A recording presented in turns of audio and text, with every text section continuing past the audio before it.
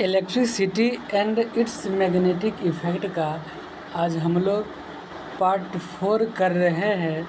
हम लोग पीछे के वीडियोज़ में 1 से लेकर 60 टोटल 60 तक क्वेश्चन कर चुके हैं।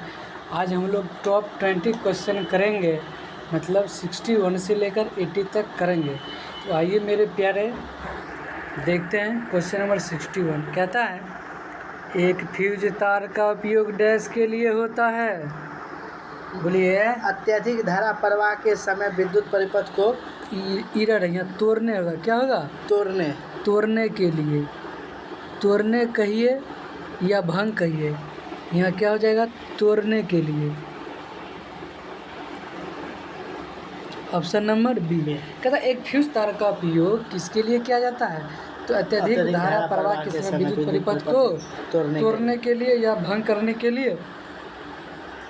द नेक्स्ट क्वेश्चन कहता है, एक तार की लंबाई L मीटर है। कितना मीटर है? L meter. अगर इसको खींच कर उसकी लंबाई 12 मीटर कर दी जाती है तो प्रतिरोध हो जाएगा। तो क्या हो जाएगा? पहले का 4 गुना। पहले का 4 गुना। कैसे होगा जरा देखिए। कहता है मान लीजिए एक कोई तार है, ठीक है, L मीटर का है। तार कितने मीटर का है? L meter. अपने आप 12 मीटर तो होगा नहीं, कहीं ना कहीं आप इसको खींचातानी कीजिएगा तब ना। हाँ। तो याद रखिएगा, जब कभी भी क्वेश्चन में खींचातानी दिया हुआ रहे ना रहे तो सोच लेना है कि L मीटर है किसी तार की ओरिजिनल लंबाई। अब कहता है उसको खींच कर या तान कर कितना कर दिया? 12। तो नया प्रतिरोध जो होगा ना उसको स्क्वायर कर दीजिएगा। 12 का स्क्वायर कीजिएगा कितना हो जाएगा? 4 गुना। क्लियर? यस। आइए दोस्तों, आप 63 नंबर क्वेश्चन देखेंगे। ये हमारे प्रिय रोशन सर का है। रोशन सर ज्ञान बिंदु वाले हैं जो दुर्गा फैक्ट्री के नाम से जानते हैं। उन्हीं सर का नोट्स है और उसी को देख रहे हैं। आइए दोस्तों, कहता है विशिष्ट प्रतिरोध का ऐसा मात्रा क्या होगा? विशिष्ट प्रतिरोध ओम मीटर। क्या होगा? ओम मीटर। क्योंकि हम लोग जानते हैं R बराबर क्या होता है? रो एल वाई ए। यहाँ से अगर आप निकालिएगा तो रो बराबर हो जाएगा RA/L। तो मतलब ओम मीटर आ जाएगा। क्या आ जाएगा? आइए, कहता ओम का नियम क्या परिभाषित करता है? तो ओम का नियम क्या परिभाषित करेगा? धारा और वोल्ट का दोनों। धारा और वोल्ट का यानी वोल्टेज दोनों। पूछिए कैसे? क्योंकि हम लोग जानते हैं ओम का नियम जो होता है V बराबर आया। V बराबर अरे यही ना ओम का नियम है। तो V वोल्टेज है, I करंट है, R रजिस्टर है। ओम का नियम में होता है R = V/I। वोल्टेज है क्या? करंट है क्या?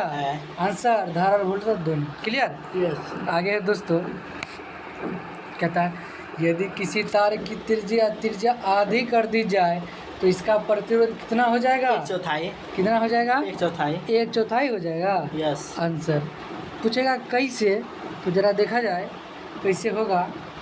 तो हम लोग जानते हैं R बराबर क्या होता है? R बराबर रो एल वाई ए। R बराबर होता है रो L/A। अब A एरिया है, क्षेत्रफल है। इसमें ज़रा बताइए πr² होता है क्षेत्रफल क्या? पाई तो कांस्टेंट होता है, इसका वैल्यू 22.7 या 3.14 होता है। तो R कहता है त्रिज्या। क्या कहता है? त्रिज्या आधी करेंगे। त्रिज्या यदि आप आधी कीजिएगा तो स्क्वायर है, इसका स्क्वायर होगा तो 1/4। अब 4 ऊपर चल जाएगा क्या? तो फाइनली 4 गुना होगा।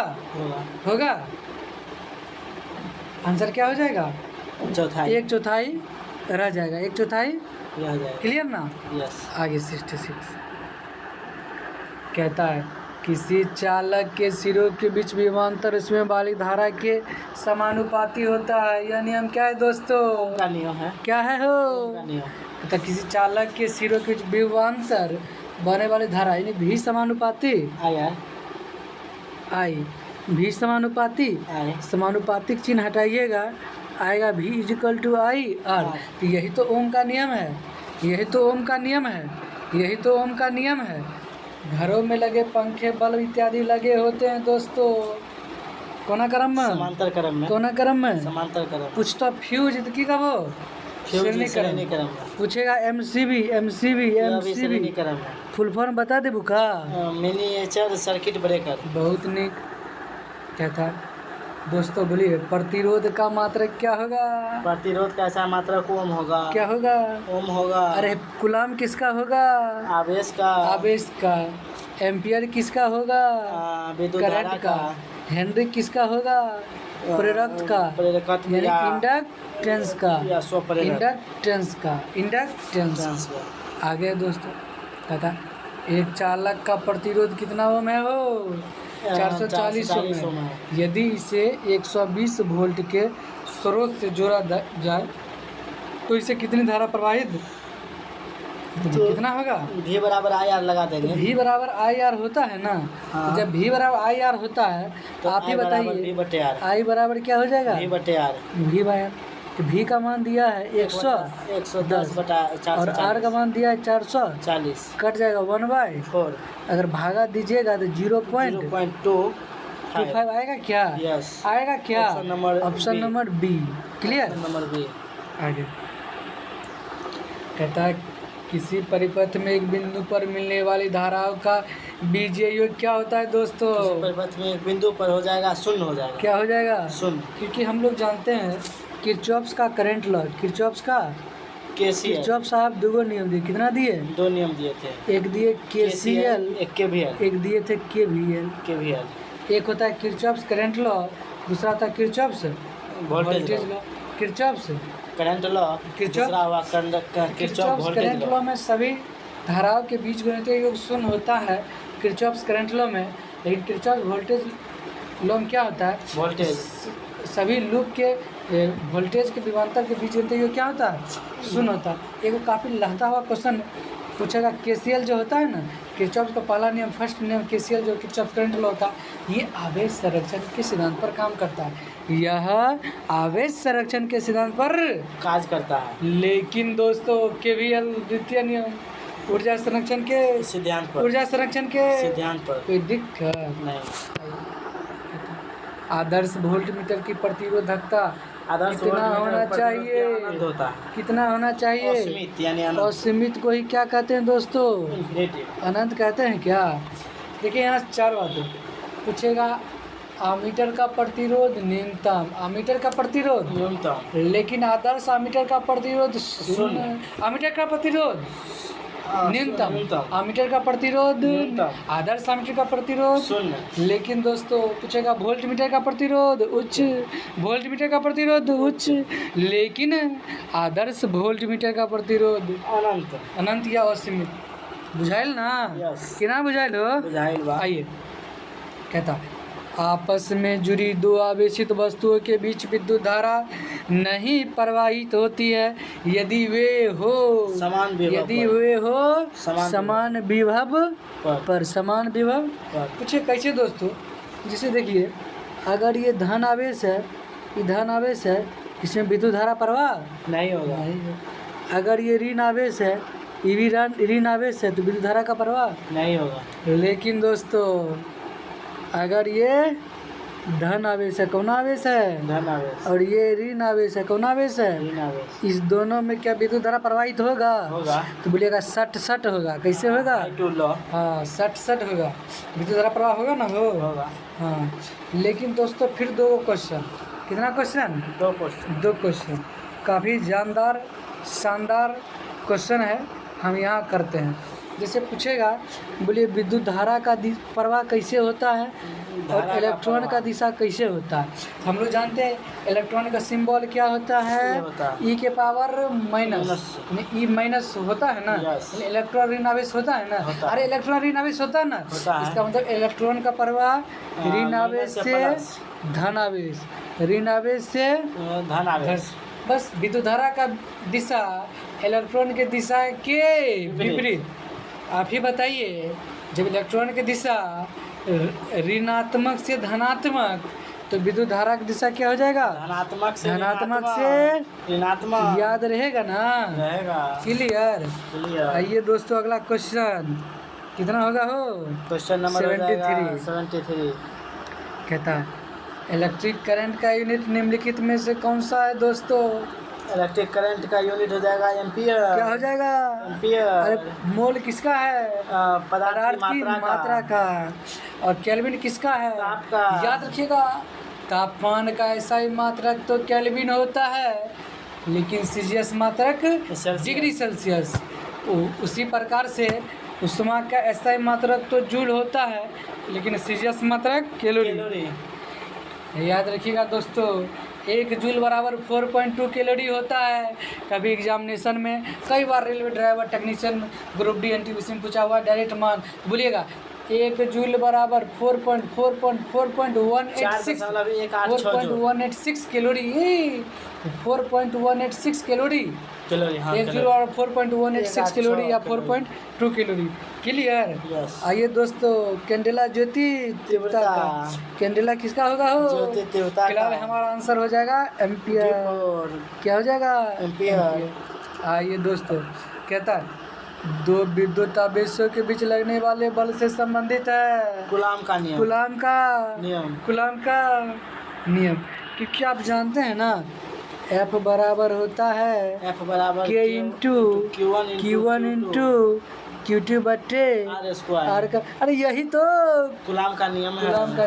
आगे बढ़िए दोस्तों, कहता है यदि 2 विद्युत आवेशों के मध्य दूरी को आधा कर दिया जाए तो उनके मध्य विद्युत बल का मान हो जाएगा। कितना हो जाएगा? तो चौथाई हो जाएगा। 4 गुना। सॉरी, 4 गुना। कितना हो जाएगा दोस्तों? 4 गुना। कितना हो जाएगा? 4 गुना। कैसे होगा? तो देखिए, कहता है यदि 2 बिंदु आवेश के मध्य दूरी यानी अभियान पा रहे थे हो, F बराबर K इंटू K कॉन्स्टेंट है, Q1 into Q2 by R whole square. अब कहता है इसको क्या करना है? आधा। इसको जब आधा कीजिएगा ना, इसका स्क्वायर होगा 1/4 होगा। 1/4 होगा। जब 1/4 होगा तो ये 4 ऊपर चढ़ जाएगा ना जी। तो फाइनली आंसर क्या हो जाएगा? 4 गुना। क्या हो जाएगा? 4 गुना। 4 गुना हो जाएगा। क्या हो जाएगा? 4 गुना। बुझाइल कि ना? तो आंसर 4 गुना होगा। लेकिन देखिए, कूलाम के नियम में दोस्तों 2 नया बात सीखिए। कितना बात? 2 नया बात में क्या है? तो हम लोग जानते हैं कूलाम का नियम होता है F बराबर K into Q1 into Q2 by R whole square होता है ना। लेकिन अगर K हटाइएगा, K क्या है? कांस्टेंट है। इसको हटाइएगा तो K का मान आ जाता है 1/4 पाई एप्सिलॉन नॉट। फाइनली हो जाएगा F बराबर 1/4 pi epsilon not into Q1 into Q2 बट्टे R स्क्वायर। लेकिन दोस्तों कभी पूछता है K का मान। किसका मान? तो K का मान याद रखिएगा दोस्तों, 9 गुने 10 के पावर 11। 9 गुने 10 के पावर 9 न्यूटन मीटर स्क्वायर पर coulomb square. Newton meter square पर कूलम स्क्वायर। लेकिन एप्सिलॉन नॉट का भाई मान पूछ लेता है, तो बोलिएगा 8.85 गुने 10 के पावर -12। क्या होता है? -12। इसका यूनिट होता है फैराड पर मीटर, या दूसरा भाषा में क्या कहिएगा? कूलम के स्क्वायर। क्या कहिएगा? कूलम के स्क्वायर पर न्यूटन मीटर स्क्वायर। कूलम के स्क्वायर पर न्यूटन मीटर 75 हो गया दोस्तों। अब हम लोग क्या पढ़ेंगे? तो 76 पता है समान आवेशों में होता है।